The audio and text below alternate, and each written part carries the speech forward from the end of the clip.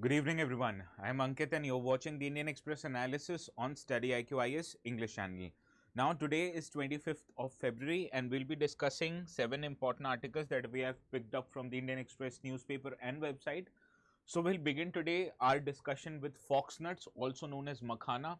Now, they are in news particularly because of many reasons. First of all, in the Union budget, Madam Finance Minister Nirmala Sitharaman, she announced formation of a Makhana board in Bihar, and also yesterday Mr. Prime Minister was on his visit to Bihar and he quoted there that he eats or he consumes Makhana for about 300 days every year. So in that regard, Makhana has been in news, and as the news article appeared in the newspaper, so it gives us the opportunity to discuss about this crop in detail, which is important from GS paper 3 perspective as it is a part of economy, because in the syllabus, if you look, there is a mention there that says major crops. Now, India is world's largest producer of Makhana, and also India is looking to increase its exports so as to get the farmers higher remuneration for their crops, right? And then we'll be moving on to the gag order which was issued by Supreme Court of India in the Ranveer Allabadia case. Now, because of some obscene comment made by that person, there was this slew of FIR that was lodged in his name. Now, he went to Supreme Court so as to seek protection from arrest because of these FIRs, and Supreme Court indeed provided that person the protection from arrest. But on the other hand, Supreme Court imposed a gag order on that person. So, we'll understand what is a gag order and in which cases usually does Supreme Court extend protection from arrest to certain criminals or certain people who have been accused of some crime, right? So this is primarily an topic which is relevant from GS paper 2 perspective, because this paper only, it tells you about polity syllabus, right? So therefore, we'll be dealing with this particular topic. Then we'll be moving on to two places that have been in news. First is Mount Etna and then Gulf of Tonkin. Mount Etna is located in Italy and Gulf of Tonkin is very near to the coast of the Vietnam, right? So these are the two places in news that we will cover today. Then we'll be understanding the export ban on certain unapproved drug combinations, and this export ban was imposed by Ministry of Health Affairs. Although these drug combinations individually, they have been permitted to be sold in India, but their combination, which becomes quite lethal and toxic, these combinations have been prevented from being exported into African nations, right? So we'll understand more about these drugs, what do they do, and what are the side effects of consuming these kind of drugs, right? And this is primarily a topic which is important from GS paper 2 perspective, that is health sector, understood? Then we'll be moving on to the next topic which appeared on the Indian Express Explained section. This topic told you about the melting glaciers, and as a result of these melting glaciers, there's a resultant sea level rise across the globe. So we'll understand what are the reasons that are leading to melting of glaciers and ice in the sea, and also how it results into sea level rise and what are the related consequences of rise in sea level, right? Now, this topic is primarily important from GS paper 3, which deals with the syllabus of environment, right? And in the end, we'll be taking a critical appraisal of the appointment process of Chief Election Commissioner and the election commissioners in India, which was changed recently as per an act brought by Parliament. Now, also, there was this new person who was allocated or appointed as the Chief Election Officer. So in this regard, there are a handful of articles in the newspaper that describe whether or not this process is actually transparent and right. So we'll be taking a deep understanding of this topic that will try to understand how this process has evolved over time, and also will try to analyze this topic critically, that is both good and bad aspects of the topics. In addition to that, we'll also be trying to understand what are the global practices in appointments of such election commissioners across the globe, right? And how we can learn from it, okay? So this is a topic related to GS paper 2, that is management of election, which is a part of Representation of People Act, and also chief election commissioners, they are appointed as per the provision of Article 324 of the Constitution, right? So we'll be covering these 7 articles in detail now. Good evening, Shushmita. Good evening, Bulbul, Lydia. Good evening, Sejal. Kindly move the microphone closer, unable to hear you clearly. Okay, give me a second. Am I clear now?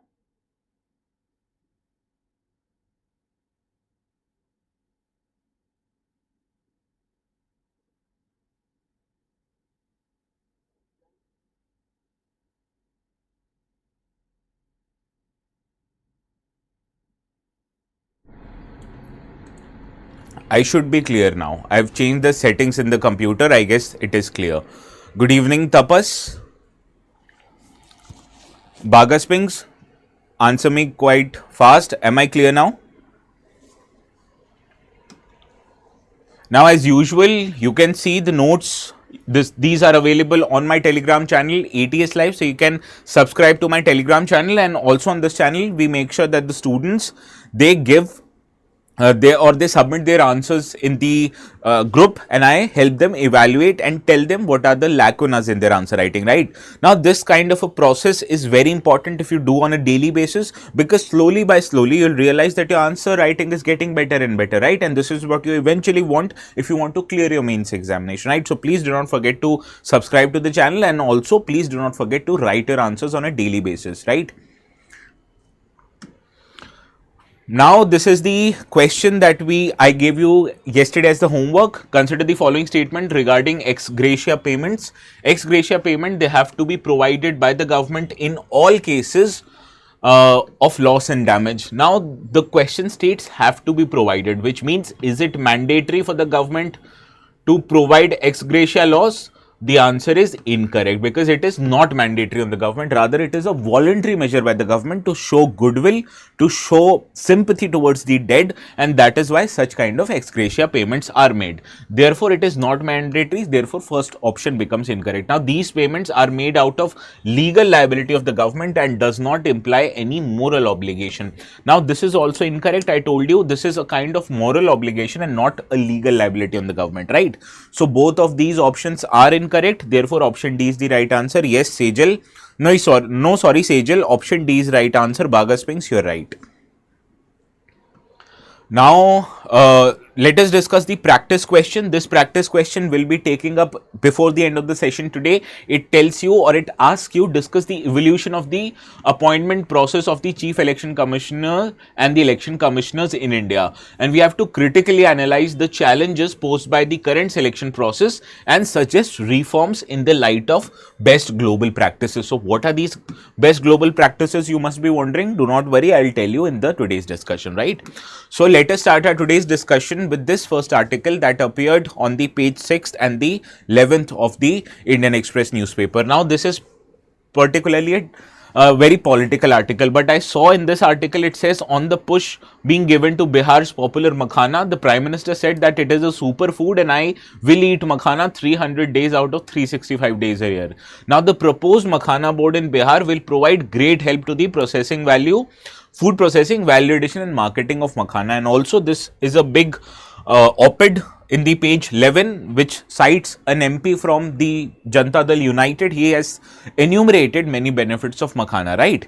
So, Makhana in general, you won't see a question on Makhana appearing in the mains, but Makhana becomes important from prelims perspective, right? So, that is why we'll try to ascertain some kind of an information from these articles that are relevant from prelims perspective, right? Now, the context of this article, first of all, I told you, right, in her budget speech, Madam Finance Minister announced the setting up of a Makhana board in Bihar, and this is because the potential is to transform the Makhana's brand identity. You have to make it a superfood, and you also have to market it globally so that the people of other countries know also about the health benefits of Makhana. So, for that we need a board which was set up, or which will be set up in the state of Bihar, which is the India's largest producer of Makhana. In addition, this board will also provide farmers with the necessary training, provide them with resources and also financial assistance to enable them to adopt a uniform and a model cultivation technique. Now, Makhana has one problem, that the sizes of Makhana that we grow, these are ununiform, and these kinds of Makhana, they are not exported to other countries. What you require when you're exporting the product, that the size of each seeds of Makhana, they should be uniform in nature, right? So, this is how the technologies, food processing will play a key role in order to make the Makhana export worthy, right? Now, first let us understand some recent developments regarding Makhana. Now, in 2022, Makhana was given the status of Geographical Identification Tag or GI tag, and in Budget 2025, as I told you, Madam Finance Minister announced the formation of Makhana board, and also National Research Center for Makhana has been set up in the city of Darbhanga, which is a district in Bihar, right?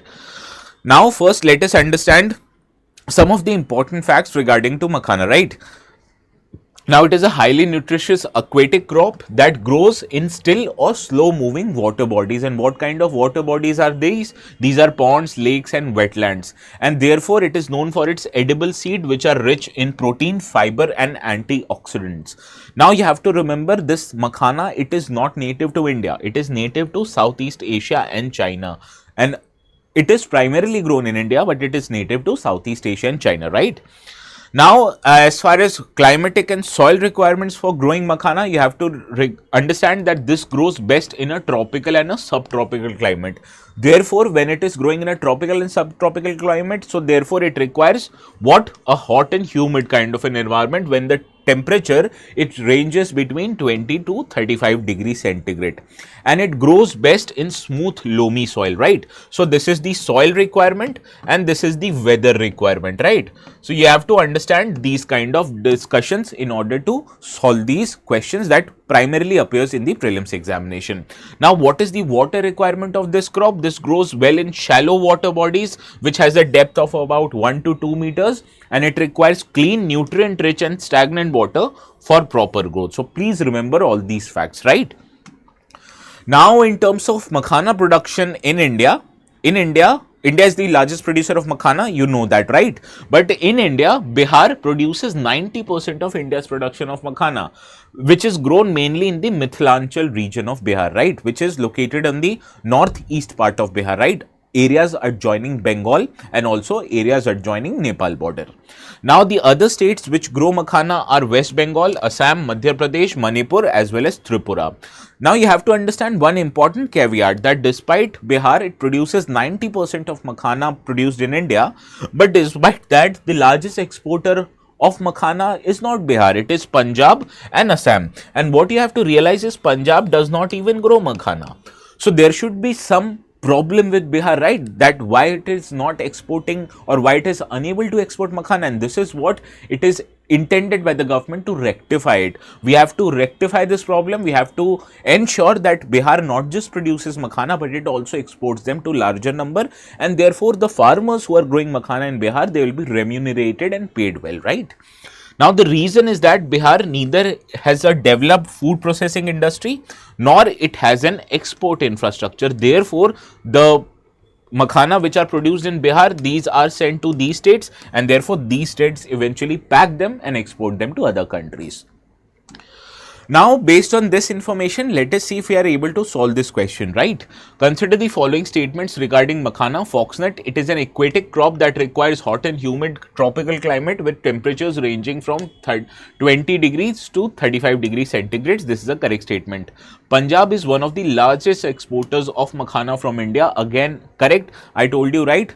Punjab and Assam, right? These are major exporters of Makhana from India. And Makhana, it is native to India and it is primarily cultivated in the Mithilanchal region. Second part of this statement is right. First is incorrect. As I told you, it is native to Southeast Asia and China, right?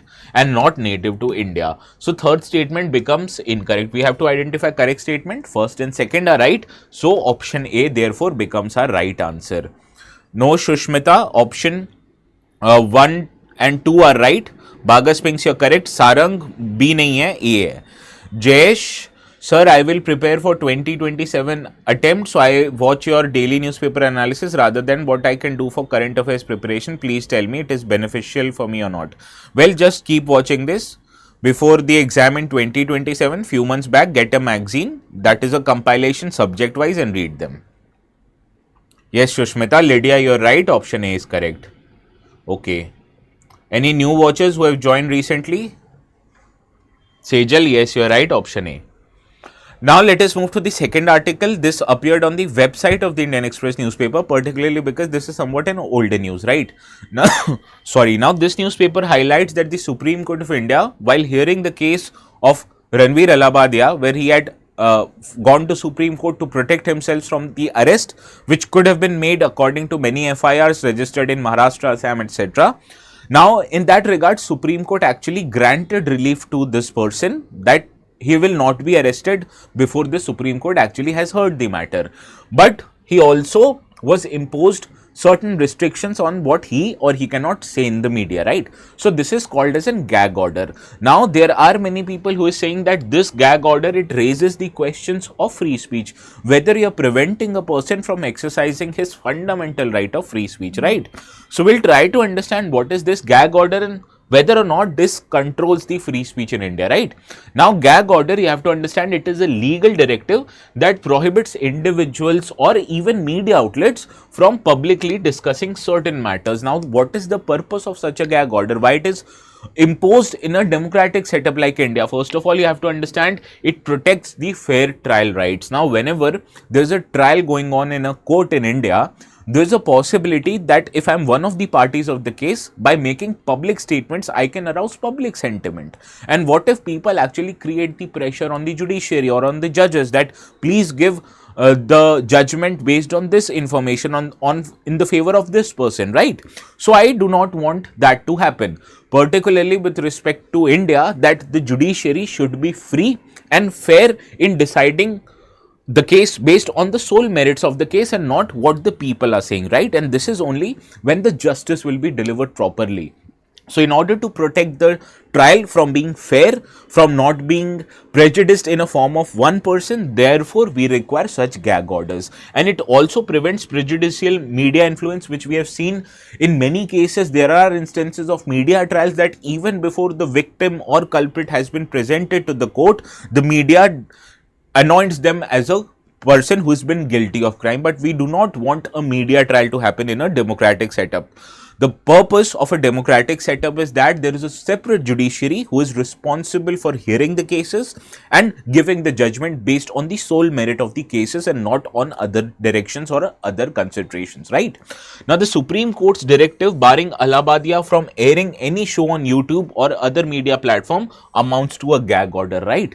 So this is the purpose of gag order, that although freedom of speech and expression is a fundamental part or is a fundamental right, but you can't exercise your freedom of speech and expression in an absolute manner. Rather, if you look at the constitution, it says that the freedom of speech and expression, it is subjected to reasonable restraints, and gag order is one of the reasonable restraint, right?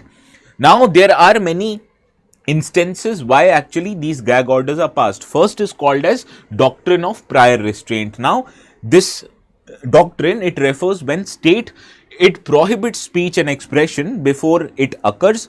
There are some instances, as I've told you right now, right, that there is a chance that you can influence the case in your favor by saying something in the media. Therefore, this kind of a gag order are imposed as per the doctrine of prior restraint. Now, there are many legal bases also which provides for gag orders and their issuances in India. First is section 144 of the CRPC. It allows the government to restrict public statements in cases of law and order concerns. In case of Contempt of Court Act 1971, it prohibits public discussions on ongoing legal cases to prevent judicial influence, right? So this is also one of the reason to it. And as I told you, under Article 19 subsection 2 of the Indian Constitution, you are allowed to have your freedom or fundamental right to freedom of speech and expression, but that is not an absolute right. It is subjected to reasonable restrictions which can be imposed on the grounds of security, public order and morality, right? So these are the grounds based on which state or even the judiciary, they can impose a gag order on a person. Understood? Now, while doing so, Supreme Court also provided interim relief to the person so as that police cannot arrest him or her, right? Now, in that regard, let us understand in what cases does the courts provide interim relief in cases of criminal cases, right? Now, first is the conditions for interim relief. Now, there is no statutory guideline which currently exists on how to exercise this provision of interim relief. Rather, it is based on judicial discretion, that judiciary, when it decides based on certain factors to give interim relief, that is the sole prerogative of the judiciary. Now, what we have seen that the judiciary exercises this power of providing interim relief based on three factors. First is flight risk, whether or not that person might abscond from the country to evade the law and order and its criminal justice system, in that cases the interim relief won't be provided. Whether that person is capable of intimidating the witness or scaring the witness away so as to give the statement in his favor, then also the interim relief won't be provided. And also whether that person can or will tamper the evidence if he or she remains outside the jail, right? So these are the possibilities which are considered by the court before granting or denying the interim relief to the person who has approached the courts, right? Also, there are many rulings in the Supreme Court which provides for giving these kind of interim relief. First is Satinder Kumar Antil versus Central Bureau of Investigation. Unreasonable bail conditions, it can defeat the purpose of granting bail. So in that cases also the Supreme Court provides interim relief. And also Frank Wittis versus Narcotics Control Bureau, it rejected the bail condition requiring accused to share Google Maps location pin, because in this regard the Supreme Court said that this kind of a provision goes against the fundamental right to privacy which is provided under Article 21 of the Constitution. Understood? Now there was this important PYQ which occurred, I guess, in 2020 or 21. It says that right to privacy forms which part of the Constitution? The answer to that question, as you can understand, is Article 21. Please remember that, right? Now, based on the same PYQ which appeared on the Article 21 or right to privacy, I have curated another question. Which article of the Constitution gives state the power to impose a gag order? Please answer this correctly in the comment section. I am watching your comment section. Now, before you answer that, I am moving to the next article because time constraints. Now, this article appeared in the Indian Express website and it states that tourists, they actually cooked food, brewed coffee in front of the erupting Mount Etna, and this naturally has invited the backlash all over the social media, right? Sarang Verma, Sushmita, option C, yes, you're correct. Now, we are talking about today Mount Etna, which is Europe's tallest and most active volcano, and this has erupted again. Now, for the purpose or mapping purpose, this is the map of Italy. On the south of Italy, there's an island called Sicily, very famous, known for Sicilian pizza and also for the gangsters, right? Now, this Sicily also contains Mount Etna, which is the Europe's most active and the largest volcano, right? Now, option D, Deepak Mali, option C. Good evening, Rishabh. Now, let us understand some of the details about Mount Etna. Mount Etna, as I told you, located in Sicily, very famous region of Italy. It is located above the convergent plate boundary, which is a plate boundary where two plates converge into each other, not they don't diverge, they converge into each other. And this is happening between African plate and the Eurasian plates, right? Now, this kind of a volcano, it is a stratovolcano, which means a composite volcano. Now, whenever there is an eruption of volcano, the immediate layer of the silts, it gets deposits, right? So there is a composite layer of silts and this forms the volcano, right? So these are the examples of composite volcano. Pardon my drawing, it is very bad, I know. Now let us talk about some of the facts related to the Mount Etna. This is a UNESCO's World Heritage Site which was given the status of World Heritage Site back in 2013.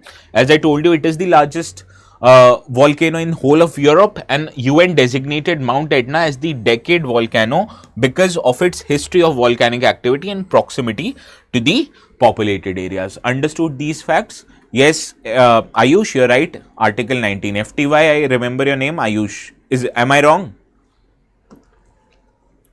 Now, let's see if you can solve this particular question or not. Consider the following statements regarding Sicily, Italy. Sicily is located above the divergent plate boundaries between Africa and Eurasian plates. What did I tell you about the divergent boundary? Is it divergent or convergent? This is a convergent boundary, right? So, first statement becomes incorrect. Now, Mount Etna, located in Sicily, is the largest volcano in Europe and has been designated as the UNESCO's World Heritage Site. This is correct, right? So, we have to identify correct options, and statement 2 is right. Therefore, option B is your right answer. Now, good evening, Maqsood. Now moving on to the next places in news. This place in news actually appeared in the Indian Express website, and it states that the Vietnamese government has published a map of its Gulf of Tonkin baseline. And why does any country publish such maps? Because it wants to strengthen its claim over a certain water boundary or any territory, right? Now recently the Vietnamese Foreign Ministry, it has released a map defining the baseline claim to the Gulf of Tonkin, and the purpose is to protect and enforce Vietnam's sovereign rights in the Gulf of Tonkin. And why are they imposing such a right? Because naturally this area is quite close to China, and China, expansionary in nature, always claims any water body or any property as their own, right? So in that regard, China is dunya ka zamindar, or the landlord of the world, or tries to be one. Now in this map, let us try to understand where is the Gulf of Tonkin located. Now Gulf of Tonkin, as you can see from this map, it is located very near to the northern part of the Vietnam and very near to China. So this is Gulf of Tonkin, right? Now this is a very important passage known as Passage or Strait of Hainan. Why is Strait of Hainan so popular? Because this is a strait which separates mainland China from Taiwan, right? And this is where the Chinese naval activities, they are going on so as to threaten Taiwan, and also US has deployed its several and significant naval assets in the region so as to protect Taiwan in nature. So the location of Gulf of Tonkin, as you can see, is west of Strait of Hainan, and there is this Malay Peninsula located here, which is in Thailand. So it is away, very far away from Gulf of Tonkin, and this whole part water body is known as South China Sea, which we have seen is in the news for several years because of Chinese activity here, right? Now let us understand some of the facts related to Gulf of Tonkin. This is located in the northwestern South China Sea, and it borders Vietnam in the west and northwestern part, and China in the north and east part, right? Now it is also referred to as Bebo Gulf in Chinese and Bac Bao Gulf in the Vietnamese. Now some of the rivers that are flowing into this water body, it is Red River from Vietnam, Ca Long and Bac Dang. These are the minor rivers which are flowing into Gulf of Tonkin. Why am I telling you about the rivers? Because if you can remember, in 2024 a question appeared on Red Sea, because Red Sea was in news, but they did not ask the question related to geographical aspects. What they asked was which of the following rivers are draining into the Red Sea. Similarly, such kind of a question, if it appears on Gulf of Tonkin, you are sorted with this kind of an information, right? So please remember, Red River from Vietnam, it flows into Gulf of Tonkin. Now why is this place so historically significant? Because it was the place where, or what led to Vietnam War eventually, because the Gulf of Tonkin incident, which led to sinking of a US based ship, it led to US military intervening eventually in Vietnam, and we knew how the war went, right?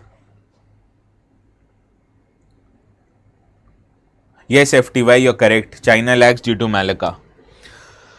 Now practice question, consider the following statements regarding Gulf of Tonkin. It is located in the South China Sea bordering Vietnam and China. This is correct.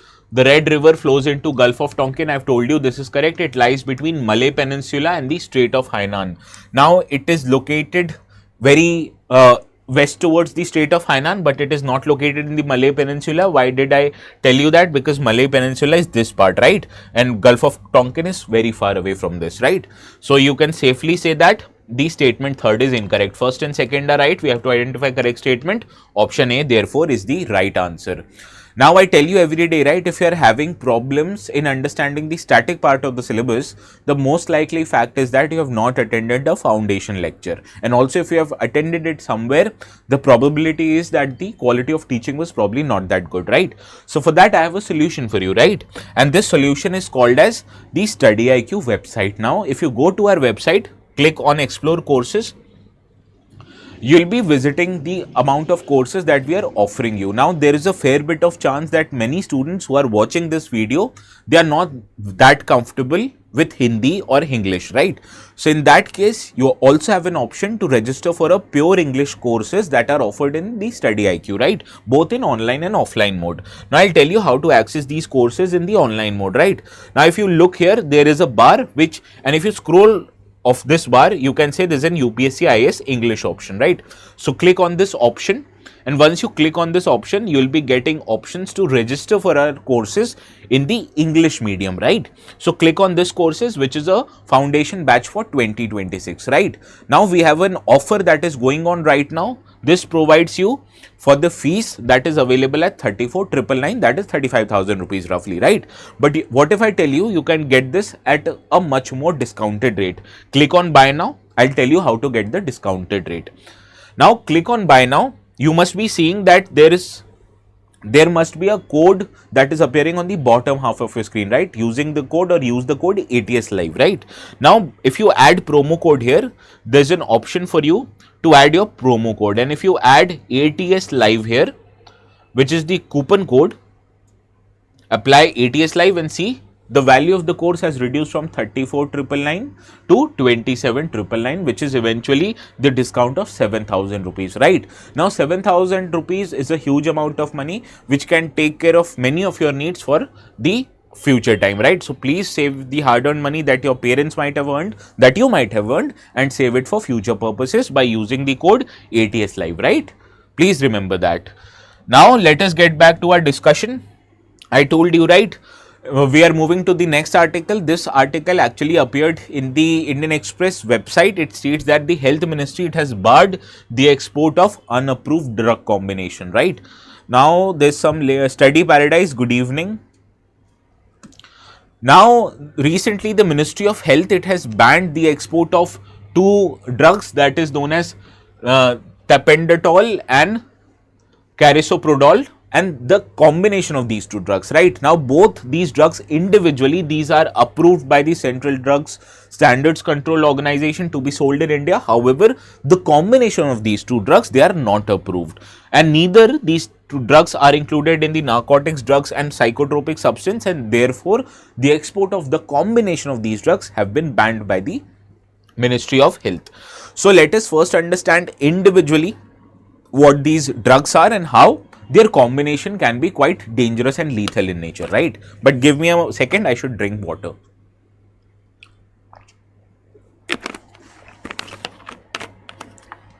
Now first let us deal with the tapentadol. Now this is an opioid analgesic, and the word opioid might suggest you that it is originated from opium, right? Now it is used to treat moderate to severe pain, including the pains that emerge from post surgery and also the neuropathic pain. Now naturally these drugs, although quite effective in dealing with pain, but they also have significant side effects. What are these side effects? There is a risk of addiction to it. Once you start consuming, it will be quite difficult for you to get off it, and also it forms dependence. Therefore it is classified as a Schedule H1 prescription drug in India, which requires that if you go and buy this drug, you have to provide a prescription to the drugstore, and then only they'll sell you this particular drug. Now the another drug that is known as carisoprodol, this is actually a muscle relaxant. It is used to treat muscle spasms and also pain which happens due to injuries, sprains, and also the musculoskeletal disorders. Now it acts as a central nervous system, or it acts on the central nervous system. It blocks the pain sensors between the nerves and the brain, so it blocks the pain from getting transferred from your nerves to brain, and therefore it prevents the signal of the brain so as that it can ascertain whether you are under pain or not. So that is why it is quite effective when it is required to treat muscle spasm and also injuries to our muscle, right? Now let us talk about the combination. Now why is this combination not approved in India? Now why it has been banned from export? Because the combination, it becomes highly addictive due to their combined opioid plus sedative effects, right? One is an opioid drug and another one is a sedative drug. So when they are fused together, it becomes much more addictive, and also it can cause severe respiratory depression, sedation, as well as overdose risk, and it is also feared that it can be misused as a recreational drug in some regions. So because of these factors, the export of this drug has been banned by the Ministry of Health. Now let us move to the another article. This article appeared in the Indian Express newspaper on the explain page, and it states that the melting glaciers, they have caused 2-centimeter rise in sea level this century, and the likely impacts of this move, right? Now a new published study has found that the glaciers worldwide, they have been losing about 273 billion tons of ice per year, which has resulted into a rise in sea level of nearly 2 centimeter from 2000 onwards. That in just 25 years, the global water bodies have increased in height by 2 centimeters, which is a significant amount, right? Now, why is actually the sea level rising across the world? Now, this rise in sea level, it actually tells us about increase in ocean surface height, which is measured from the center of the earth, and primarily there are two causes. First cause is the global warming driven melting of glaciers, which is an accumulation of ice and snow that slowly flows over the land, and also ice sheets. Now, glaciers that are an area of more than 50,000 square kilometers, these are called as ice sheets. So technically both of these are glaciers. Ice sheet is a bigger glacier. Now, since 2000, it has been seen that glaciers, they have lost between 2 to 39% of their ice regionally, whereas about 5% globally. Now, this is roughly 18 times more than the two existing ice sheets in the world, that is Greenland and the Antarctic, that have lost in the same period. Therefore, this is one of the factors. Another factor is the thermal expansion of seawater. Now, as water warms up, naturally it expands, and this is resulting into the rise of volume of the water, right? So with global temperatures rising, oceans are becoming warmer, and as a result the volume of waters are increasing. Therefore, the thermal expansion of seawater, it is responsible for about 1/3 to 50% increase in the global sea level, according to NASA, in addition to the melting of glaciers, right? So these are the two reasons that have resulted into rise in sea level. Now let us understand what are the consequences of this rise, right? First is that it can lead to coastal flooding and land loss. As rising sea levels, it leads to frequent and intense coastal flooding, and West Bengal alone, it has lost about 99 square kilometers of land between 2000 and 2016 due to this coastal flooding, and more flooding results in higher coastal erosion, therefore displacing the coastal population. Second factor is that it impacts coastal ecosystem. Now, higher sea levels, it pushes seawater into the land, and when this seawater enters the land, it can also damage the nearby riverine and also the coastal ecosystems like mangroves, coral reefs and salt marshes, which are very important if you want to conserve the biodiversity, right? Good evening, Arya. Now, also there is increased in storm surges and saltwater contamination, that if the sea level it rises, it leads to entering of this seawater into the coastal habitats, which can create some destruction. It also can contaminate the freshwater supplies, which will eventually affect our drinking water, agriculture and fisheries, right? Now, human population, they are also at risk due to this rising sea level, as a 2024 scientific study has found out that 29% of the global population, it lived within the 50 kilometers of coast in 2018, and 15% of these, they just lived 10 kilometers of the water bodies. So if there is an increase in sea level, naturally it can lead to displacement and also at the risk of lives of such huge amount of people, right? So these are the consequences of rise in sea level. Now, this is an important topic, so please make sure to revise this article after I am done with the today's session. I will upload the notes in my Telegram, right? Now, consider the following statements regarding the sea level rise. Now, two primary causes of sea level rise are the melting of glaciers, correct? And the thermal expansion of seawater, also correct. Now, sea level rise is uniform worldwide, with all coastal regions experiencing the same rate of rise. Now, is it uniform worldwide? The answer is no. Some of the areas, particularly in the tropical regions, the amount of rise in seawater level are higher because of two factors. First, glacial waters are melting, so it is increasing the flow of water everywhere. But another factor is thermal expansion, right? So naturally, in the warmer regions of the globe, the thermal expansion would be higher. So this will lead to the higher rise in seawater levels into the warmer region. Therefore, it cannot be uniform. The rising sea levels, it can lead to saltwater intrusion, which negatively impacts drinking water, agriculture and fisheries. Yes, this is correct. So second is incorrect, first and third is right. We have to identify correct statement. Option C here is the right answer. Yes, Lydia, yes, Sejal, yes, Baga Spings, yes, Ayush, yes, Sarang, all of you are right. Good evening, Vishwabrat. Now, moving to the last article. This article was written by the former Chief Election Commissioner, Mr. S.Y. Qureshi, and he very brilliantly compares the evolution of the process of the selections of Chief Election Commissioner and Election Commissioners in India, and also he suggests some of the important global practices that can be adopted in India. So let us first of all very quickly understand the appointment process and why is it important to preserve the autonomy and also the impartiality of the Election Commission of India. Now, we have done this article, that is the selection and appointment of the Election Commissioner. So, let us understand quickly or compare quickly the evolution of the process, right? Now, in terms of appointment process, earlier the election commissioners and chief election commissioner, they were appointed solely by the president based on the advice given by the Union Council of Ministers, particularly Law Minister and the Prime Minister. Now, this has been changed as per the Supreme Court verdict into the Anup Barnwal versus Union of India case. Supreme Court stated that instead just government recommending the name of the election commissioners and CEC, instead it should be appointed by the advice of the committee. And what the committee should include? It should include Prime Minister, Leader of Opposition and the Chief Justice of India. Whereas the new law, it provides, although, that the appointment of the chief election commissioners and election commissioner, they will be done after the advice given by a committee. But this changes the Supreme Court judgment in one form. Now, the committee, as per the law of the parliament, it states that they will be appointed by the aid and advice of Prime Minister, Leader of Opposition and not the Chief Justice of India, rather a Union Cabinet Minister who will be appointed by the Prime Minister, right? So, this is one of the changes from the Supreme Court judgment as per the new law. Now, let us understand the another changes. The Supreme Court actually did not tell you about the search committee, and this search committee itself was not specified earlier also when the appointments were made in absence of the law. Now, there is a search committee which is led by Cabinet Secretary, and they will recommend a panel of names which will eventually be considered by the selection committee comprising of Prime Minister, Union Home Minister and the Leader of Opposition. Now, the salary and conditions of the Chief Election Commissioner and the Election Commissioners, it is equivalent to the Supreme Court judge, whereas in the new law, it is equivalent to the Cabinet Secretary. So, there is a change in this also.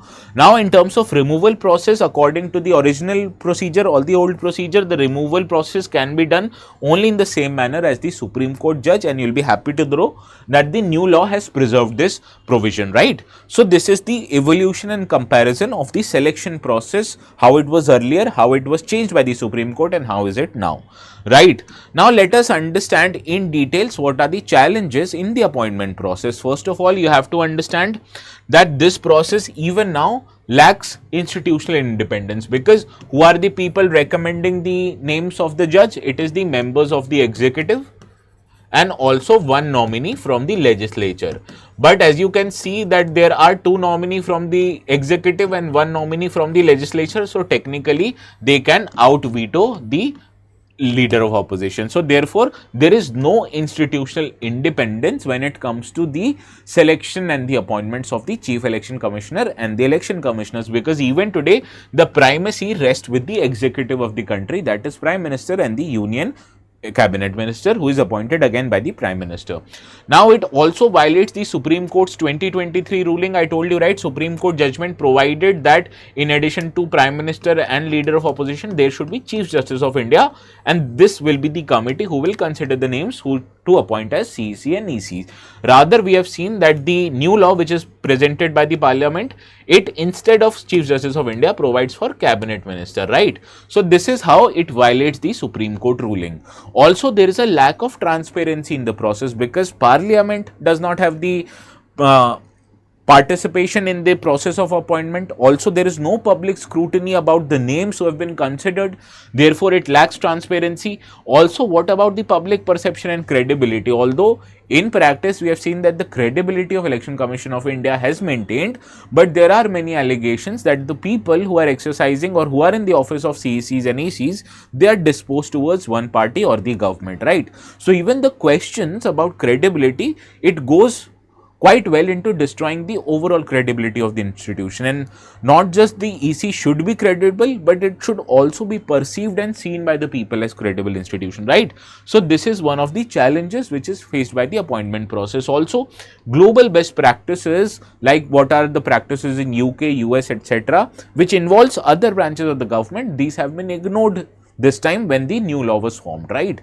So, in this regard, let us understand what are the global best practices on how to appoint the CECs and ECs. First, in United States, the president himself, they appoint the election commissioners with the advice and consent of the Senate, which is the upper house of the US Congress, right? So here the legislative participation is also ensured in the selections of election commissioner. Whereas in Brazil, the election commissioners, they are appointed by the federal Supreme Court. So here judicial presence is ensured. In United Kingdom, the appointments are made by the Speaker's Committee on Electoral Commission, which has cross-party membership. So it does not have the participation just of the government and opposition, but also of the other parties in the United Kingdom. Whereas in France, the appointment is jointly made by the President, Legislature and Judiciary. So it involves all the three organs or the branches of the government, right? Whereas in Nepal, the President appoints election commissioner based on the recommendation by Constitutional Council, followed by the parliamentary hearing. So here also legislature actively participates in the finalization and the selection of election committees. So these are the best practices that can be adopted in one form or the other in also in the Indian process, right? So in this regard, let us consider the way forward. Now, embracing a bipartisan and a neutral collegium based appointment system would actually strengthen the ECI's independence. It will help us restore the credibility of Election Commission of India, because India is a free and fair democracy, and for that we need an independent and an autonomous body which is away from the whims and pressures of executive, legislation and judiciary to do their job credibly, right? And drawing inspiration from the global best practices, it can help ensure credibility and fairness in the election process. While the future of electoral democracy in India depends on addressing these concerns with judicial intervention, public pressure and political will. Now, these kind of suggestions, you can use it brilliantly in the conclusion of your answer, right? So, see how to conclude your answer. Sushmita, this article was discussed few days back also, yes, but I provided you the critical appraisal today and global best practice. Was it covered in the last discussion? No, right? So that is why I discussed the appointment process quickly. However, I took my sweet time in discussing these global best practices and also the challenges with this appointment process, right? So that is how the newer articles, it helps us get better information and it also helps us revise the older topics, right? So that is why I was covering this topic today. Understood? Now everyone, this is the practice question. How do you start this practice question? By introducing your answer, by saying that as per the Supreme Court judgment, there was this want or the need of a new selection process which was eventually formed by the Act of Parliament. So this is how you will introduce your answer. Now body part of your answer will actually contain of three parts. First of all, you will discuss evolution of the process. Please make sure to make a small table when you compare these three evolution steps. Then please write the challenges imposed by these measures and also highlight global best practices on how to improve these kind of appointment process, right? So your body will consist of three parts, and how you will conclude your answer? Borrow any of these three lines, whatever suits the answer best, right? And please remember how to conclude your answer, because not just introduction is important, but also how you conclude your answers is very important if you want to fetch good marks in the exam, right? So please use any of these three lines in order to conclude your answer. Now you can submit your answers on the ATS Live Telegram channel, and I will be evaluating the answers myself, but only those answers that will be submitted before the 8 p.m. this evening, right? So you have more than 3 hours now to attempt this answer. Please go ahead and do not get afraid of writing the answers. Please do that and make sure to submit it before 8 p.m. I will be evaluating those, right? And I forgot to add a practice question. I'll be taking up a practice question tomorrow before the start of the session. Do not worry. So this was all for our today's discussion. Please stay tuned to our channel. There are many more videos coming up, and even without that, I will be seeing you again tomorrow at 4, right? So please make sure to write those answers, and I'll see you again. Have a very good evening and good night, right?